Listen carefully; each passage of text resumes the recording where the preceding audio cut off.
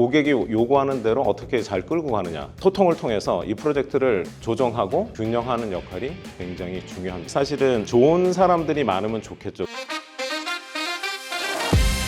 안녕하십니까. 설치본부 설치안전효율 담당 양종규라고 합니다.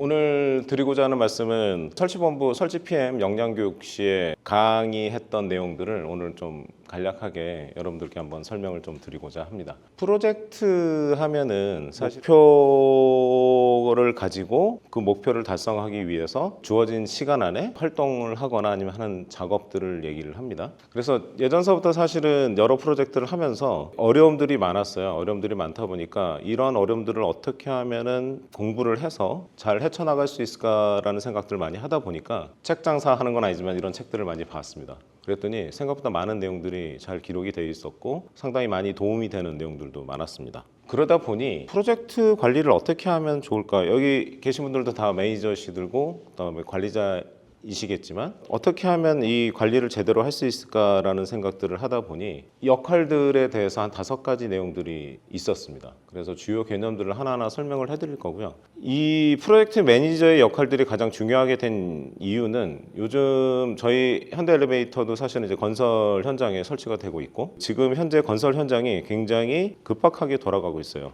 건설 현장이 급박하게 돌아가고 있다는 얘기는 바로 이런 내용들이죠. 아파트 33층짜리 건물을 하나 질 때 한 3년의 시간이 걸립니다. 인허가서부터 기초공사까지 한 6개월에서 1년 정도, 골조공사에 한 1년에서 1년 6개월, 내장공사에 6개월에서 한 1년 정도 해서 총 3년이 걸리는데 3년의 그 시간이 걸린다는 얘기는 우리나라는 4계절을 가지고 있기 때문에 여름과 겨울을 3번 겪는다는 얘기랑도 똑같아요. 그렇다는 얘기는 그 안에 날씨에 건물을 지면서 날씨의 영향을 받기도 하고 요즘 같은 경우 인건비도 많이 상승을 하고 있고 건설 자재비도 굉장히 많이 오르고 있는 상황이다 보니 결국은 건축 기간을 굉장히 앞당겨서 시공을 해야 된다라는 그런 시급성들이 있고 그러다 보니 건설 현장에서 문제가 없는 현장이 거의 없을 정도로 굉장히 많은 문제가 발생을 합니다. 그러다 보니 엘리베이터도 예전에는 단순히 우리 엘리베이터만 설치하면 되겠구나라고 생각하는 게 아니라 각 건설 환경에서 돌발 변수들을 어떻게 지혜롭게 잘 풀어가느냐가 가장 중요한 크리티컬한 포인트로 대두가 되고 있어요. 그래서 이러한 5가지 주요 개념을 통해서 저희가 이러한 문제들을 지혜롭게 잘 풀어나갈 수 있도록 저희도 많은 공부가 필요하다고 생각을 합니다.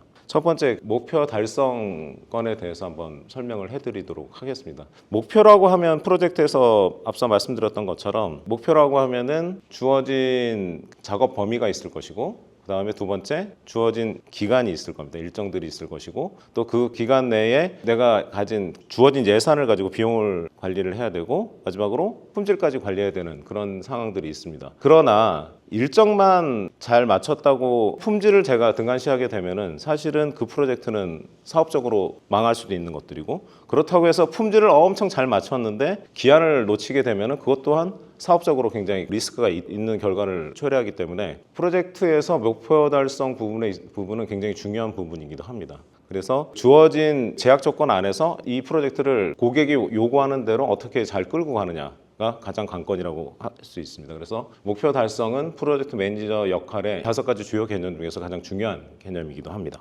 다음은 이 목표 달성을 위해서 프로젝트 매니저들이 할 일들이 굉장히 많습니다. 예전에는 그냥 공정표대로 일정만 잘 맞추면 되겠지, 그리고 공단검사 잘 맞추고 사내 품질검사 잘 맞춰서 서비스한 잘 인도하면 되겠지라고 생각을 하겠지만 아까 건설 환경이 요즘 녹록치 않기 때문에 상황 변수들이 굉장히 많이 발생을 하게 됩니다.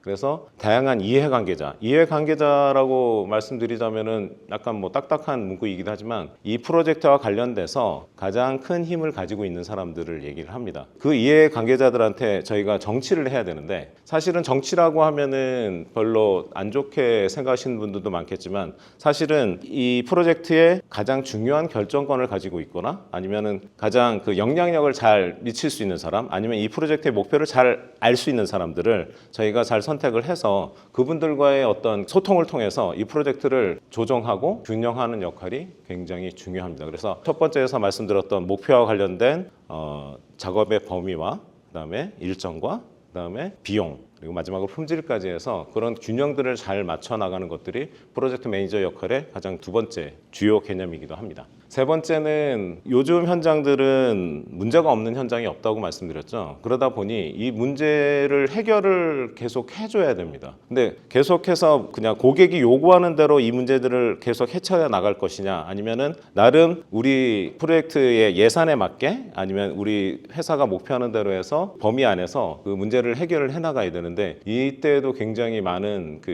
어려움이 있겠죠. 그런 것들을 어떻게 하면은 팀워크를 잘 발휘해서 이 부분을 헤쳐나가는 것들이 가장 중요하다고 생각합니다. 그래서 이거를 제대로 하지 못하다 보면 팀원들을 굉장히 힘들게 만들거나 아니면 프로젝트를 나락으로 떨어지게 만들 수도 있기 때문에 이 문제 해결 능력은 굉장히 중요합니다.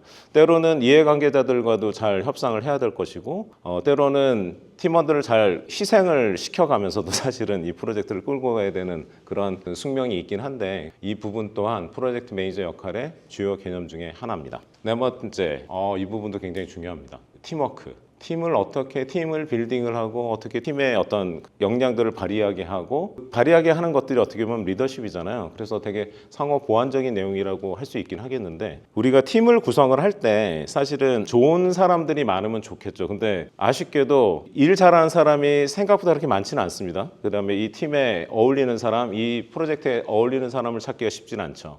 그러다 보니 잘하는 사람 위주로만 찾는다라는 게 굉장히 쉽지는 않습니다. 하지만 단점보다는 장점에 집중을 해서 팀원들을 발굴을 하고 그들로만큼 또 팀워크를 발휘하게 한다라면 의외로 생각보다 정말 잘하네? 아니면 생각보다 못할 줄 알았는데 이 일을 해내네? 라는 것들을 많이 보실 수 있어요. 그래서 이런 팀워크를 발휘하게 하는 리더십 또한 프로젝트 매니저의 주요한 역할이기도 합니다. 그래서 아마도 여러분들은 아실 거예요. 여러분들의 팀장님이, 여러분들의 담당님들이 리더십이 있다 없는지를 여러분들은 알 수 있습니다. 그래서 그것이 바로 리더십이고 되게 리더의 매력이라고도 할 수도 있겠죠. 그래서 어쨌든 여러분들도 지금 리더십이 있으신 팀장님들도 계시고 팀원들도 계시지만 앞으로 훌륭한 리더가 되기를 바라도록 하겠습니다. 자, 다섯 번째.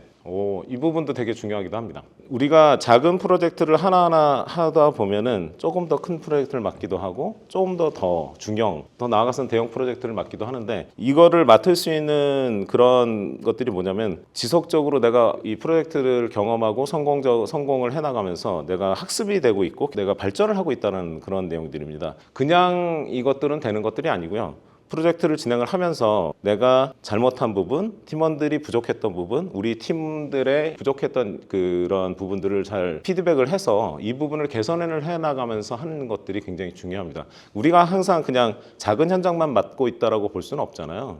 그러다 보니 지속적인 개선과 학습 능력은 가장 중요합니다. 프로젝트 매니저뿐만 아니라 여러분들 여기 계신 분들 모두한테도 필요한 역량이라고 볼 수도 있겠습니다. 그래서 여러분들 프로젝트 매니저 역할의 5가지 주요 개념 중에서 지속적인 개선과 학습, 이 부분은 가장 중요하다고 볼 수 있겠습니다. 사실은 제 팀원들한테도 그런 얘기 많이 합니다. 팀장들한테도 얘기하지만 여러분들이 지금 배우는 것들은 회사뿐만 아니라 집에서도 쓸 수도 있고 아니면 내가 이 회사를 퇴사하고 사업을 한다고 했을 때도 필요한 자질 중에 하나이니까 여러분들이 꼭 이 부분에 대해서 계속 개선을 하고 개발했으면 좋겠다. 자신을 위해서 충분히 해야 된다라고 계속 제가 어필은 하고 있습니다. 그래서 프로젝트 매니저가 갖추어야 할 역량 요소를 딱 3가지로 한번 요약을 한번 해봤어요. 첫 번째 지식과, 두 번째 인성과, 세 번째 적용 능력이라고 책에 쓰여져 있습니다. 지식이라고 한다면은 요즘 사이에는 사실은 예전에는 현장에서 일하는 사람, 그다음에 사무실에서 관리하는 사람이 어느 정도 나눠져서 일을 했다라고 보면은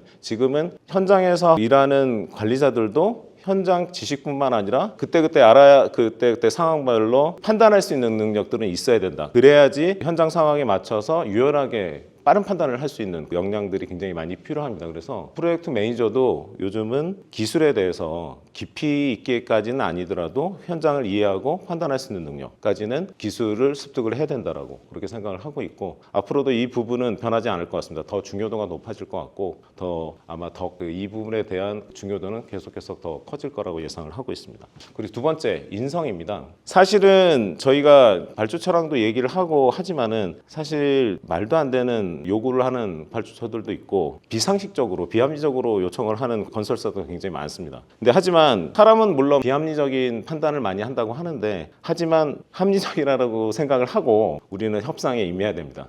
그래서 그 합리적인 부분들을 끌어내서 어쨌든 우리가 가지고 있는 제약 조건 안에서 이 프로젝트를 성공적으로 이끌어내기 위해서는 중요합니다. 인성도. 사전적인 의미로는 관리자가 가져야 될 소양 정도라고 하지만은 이 부분 또한 굉장히 중요하게 필요한 프로젝트 매니저가 갖춰야 될 역량 중에 하나로 생각됩니다. 그리고 마지막으로 적용 능력입니다. 내가 프로젝트 내용 지식을 아는 것과 실행하는 것은 굉장히 틀립니다. 그래서 내가 계획을 아무리 잘 세운다고 해도 실행을 하지 않는다라고 한다면 이건 아무 소용들이 없겠죠. 그래서 적용 능력, 물론 적용 능력과 적용 결과도 있고 여러 가지도 있겠지만은 이러한 부분들에 대해서 상황별로 대처를 하고 상황별로 적용하는 능력들이 굉장히 중요한 것 같습니다. 그래서 이 세 가지를 프로젝트 매니저가 갖춰야 될 한 역량 요소로 꼽아봤는데요. 굳이 현장에서 이 프로젝트를 진행하는 게 아니라 사무실에서도 여러 가지 프로젝트를 진행하기도 하고 또 다양하게 공장에서도 진행을 하기도 하고 이 프로젝트라는 개념 자체는 굉장히 광범위합니다.